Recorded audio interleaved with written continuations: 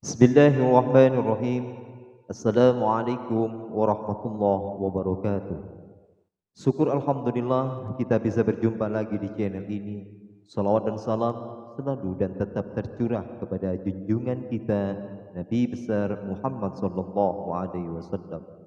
Allahumma salli ala sayyidina Muhammad wa ala ali sayyidina Muhammad. Harapan dan doa saya semoga saudaraku semuanya diberikan kesehatan, dilapangkan rezekinya, diampuni dosa-dosanya, dan dipanjangkan umurnya. Amin ya rabbal alamin.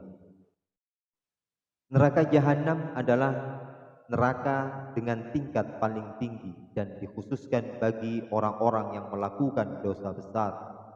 Api neraka yang ada di dalamnya ternyata dijelaskan. Hadis memiliki waktu-waktu tertentu untuk dinyalakan. Neraka ini memiliki dasar yang sangat dalam atau keadaan yang gelap dan hitam sehingga disebut dengan neraka jahanam. Bukti dalamnya neraka ini dapat dilihat dari hadis Nabi yang dinukil dari Abu Hurairah. Ia berkata, kami bersama Rasulullah, tiba-tiba terdengar suara benda jatuh. Beliau bertanya, tahukah kalian suara apa itu? Kami menjawab, Allah dan Rasulnya lebih mengetahui. Kemudian beliau bersabda, itu adalah suara batu yang dilemparkan ke dalam neraka sejak 70 tahun lalu. Dan baru sekarang batu itu sampai dasarnya. Hadis riwayat Muslim. 3 waktu api jahanam dinyalakan. Yang pertama, 1. Setiap tengah hari. Berdasarkan sumber hadis pertama, neraka jahanam dinyalakan setiap tengah hari. Hadis yang menerangkan bersumber dari Amr bin Abasah yang mendengar sabda Rasulullah sallallahu alaihi wasallam, tunaikan sholat subuh dengan lekas sebelum matahari terbit dan naik, karena matahari itu terbit di antara sepasang tanduk setan, dan pada waktu itulah orang-orang kafir sedang bersujud kepadanya. Kemudian sholatlah lagi, karena sholat pada waktu itu disaksikan oleh para malaikat sebelum muncul bayangan yang sejajar dengan tombak. Kemudian sholatlah lagi dengan segera, karena pada waktu itu neraka jahanam sedang dinyalakan dan menjelang munculnya bayang-bayang, maka sholatlah lagi. Hadis riwayat Muslim. Dalam riwayat lain dengan redaksi serupa juga menjelaskan hal ini. Hadisnya bersumber dari Syafwan bin Al-Attaha dari Rasulullah sallallahu alaihi wasallam, ketika matahari terbit, salatlah sampai ia sejajar dengan posisi kepalamu seperti tombak. Dan jika matahari dalam posisi seperti itu, maka pada saat itulah jahanam sedang dinyalakan dan pintu-pintunya sedang dibuka sampai ia bergeser dari sisi kananmu. Hadis riwayat Ahmad.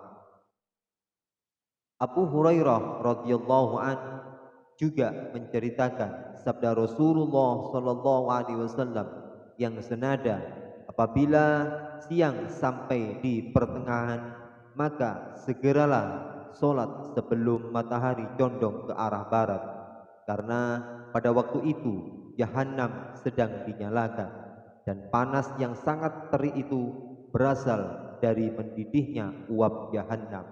Hadis riwayat Ibnu Majah.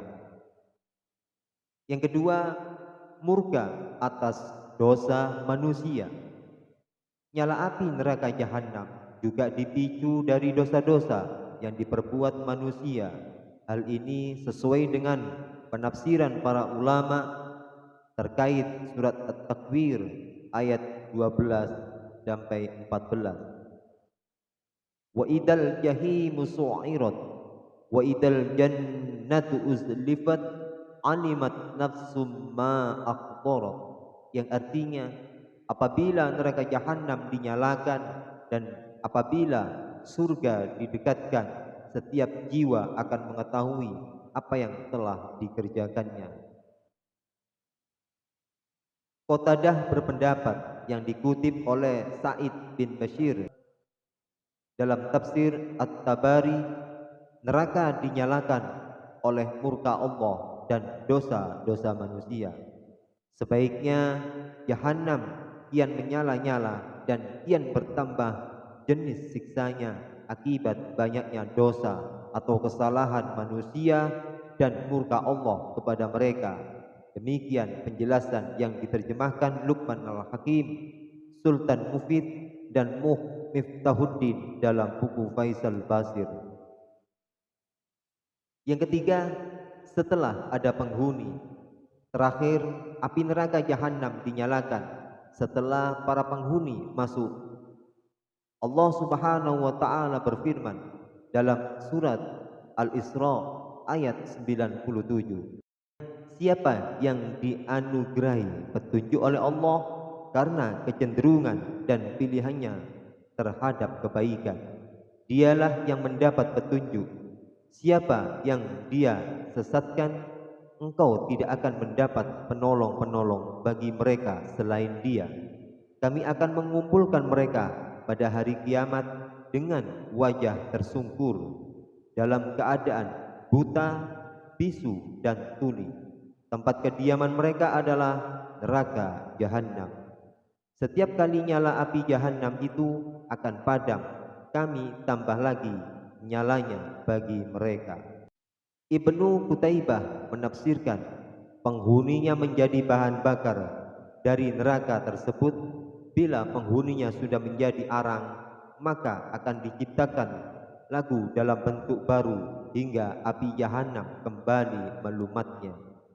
Al-Quran menjelaskan beberapa penghuni neraka Jahannam ini, diantaranya orang-orang yang berdosa besar, orang-orang yang durhaka kepadanya, orang munafik, orang yang suka mengikuti langkah-langkah setan, hingga orang-orang yang bakhil atau pelit.